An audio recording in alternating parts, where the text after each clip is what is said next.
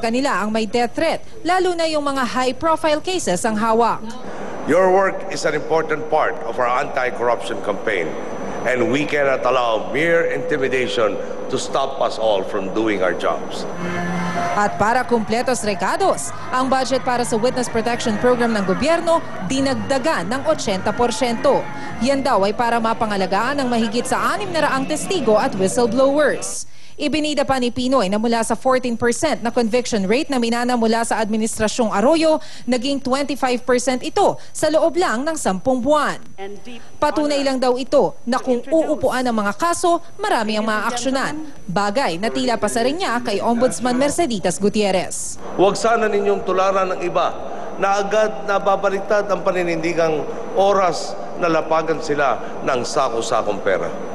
Mula dito sa General Santos City, Maricel Halili, News 5. Nakauwi na po sa bansa ang mahigit 100 OFW mula sa Kuwait na kung di man nakaranas ng pagmamaltrato ay hindi naman pinapasweldo ng amo. James Beltran, ikwento mo. Kitang-kita ang kasiyahan sa ngiti at kaway ng mahigit 100 OFWs na nakauwi sa bansa matapos dumanas ng hirap sa Kuwait. Mangiyak-ngiyak na ikwinento ng tutor na si Helen ang dinanas niyang pagmamaltrato mula sa mga amo at mga batang tinuturuan niya. Sinasaktan kami ng mga amo namin, mga bata, lalo na mga bata, tinatali kami sa mga lieg. Si Claire Canto naman tumakas din sa mga amo dahil 1 taon daw sang hindi pinasweldo. Pag maniningil ka ba ng sahod, 3 months to 4 months nagsingil ka, sasabihin pa naman sa'yo na hindi ka ba makapag-antay, yung pamilya mo may mga trabaho naman doon, bakit pinapasas? Hayaan mo mamatay yung mga anak mo doon. Yun ang pinakaayaw ko talaga. Ilan din sa kanila may mga kaso sa Kuwait pero mas swerteng nabigyan ng pardon ng gobyerno doon. Daing pa nila, iba ang trabahong pinagawa sa kanila sa job description sa kontratang pinirmahan nila. Pangako naman ni Vice President Jejomar Binay, hahabulin nila ang recruitment agencies na nasa likod nito. Sa kanilang pagbabalik, hahabulin natin yung mga recruiter, yung mga employment agency. Yung mga problema. Tinututukan na rin daw ng gobyerno ang mga kaso ng mga OFWs na nasa death row, lalo na sa Middle East, kung saan sabi ng Migrante International ay may 8 OFWs na nakatakdang bitayin. Nakakulong na ng 10 taon na finally, pumapayag na magpa-areglo after 10 years. Nakatakdang umuwi sa bansa sa mga susunod na buwan ang mahigit 100 pang distressed OFWs. James Beltran, News 5. Dati na pong pinaalalahanan ng mga residente ng Baseco Compound sa Tondo sa peligro maaari nilang harapin sakaling maglindol. Kaya para maging handa, tinuruan sila ng Red Cross sa tamang pagresponde kapag nagkasakuna na. Mayan Los Baños, ikwento mo. Mga taong sugatan, nag-iiyakan, may ilan binababa pa mula sa gusali. Yan ang mga makapigil hiningang eksena sa earthquake drill sa Baseco, Tondo. Kadalasan, panik daw ang dahilan kung bakit maraming namamatay sa lindol. Kaya ang maiging solusyon, turuang maging handa ang mga tao sa komunidad. Habang tumataas yung capability mo, bababa naman yung dami na mamamatay at yung masisira. Kaya importante rito, bigyan mo ng kapasidad yung mga tao natin magawa ang dapat gawin. 70 residente ng Baseco ang nag-volunteer sa earthquake drill na pinangunahan ng Red Cross. Malaking bagay daw na may katuwang ang Red Cross sa mismong komunidad para hindi umasa sa tulong ng iba ang mga residente. Baseco is the most vulnerable sa tingin ko. Tabi ito ng dagat, pag nag-earthquake, pari mag-tsunami dyan. At napaka-flat ng lupa nila. Ito ay bilang handa sa darating na kung meron pong mga disaster na darating sa aming lugar. Napakahalaga po kasi marami pong mga tao sa amin na sa aming komunidad na walang kaalam-alam tungkol sa mga ganitong mga biglaang disaster. Okay? Ilan sa mga itinuro sa mga residente ang paglalapat ng first aid habang wala pang rescuers. Tinuruan din silang tukuyin ang mga taong kailangan agad madala sa ospital. May technical tayo, may kayang gawin ang community, may kayang gawin yung headquarters or nearby chapters, i-augment natin, isa-synergize natin yung action para mas maraming matulungan.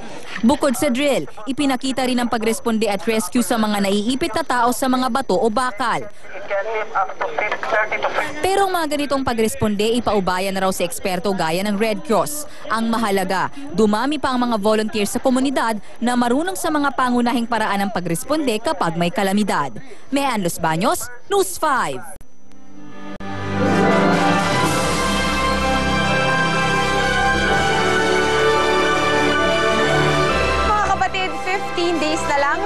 wedding na. Ano nga ba ang mangyayari sa mismong kasalan ni Prince William at Kate? Silipin natin yan sa report na ito. Dito sa Westminster Abbey, magpapakasal sina Prince William at Kate Middleton. Lampas 100 royal weddings na ang ginawa rito. Dito rin kinoronahan ang 38 naging hari at reyna ng Britanya.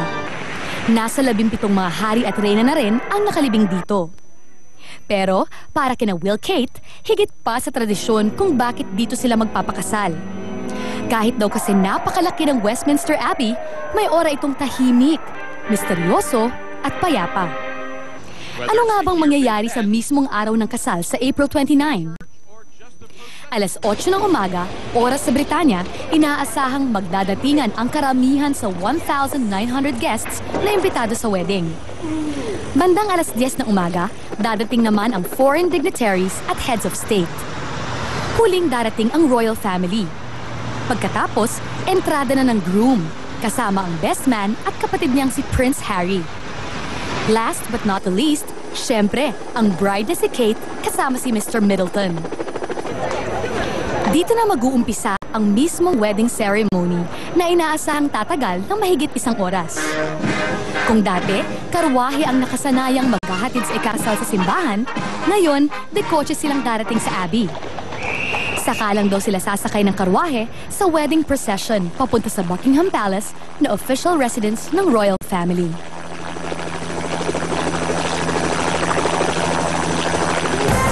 Ang TV5 po ang exclusive partner ng Independent Television Network, ang official royal wedding channel para sa kasalang William at Kate. Tutok lang dito sa inyong kapatid network para sa mga exclusive at komprehensibong report sa pinakaabangang royal wedding.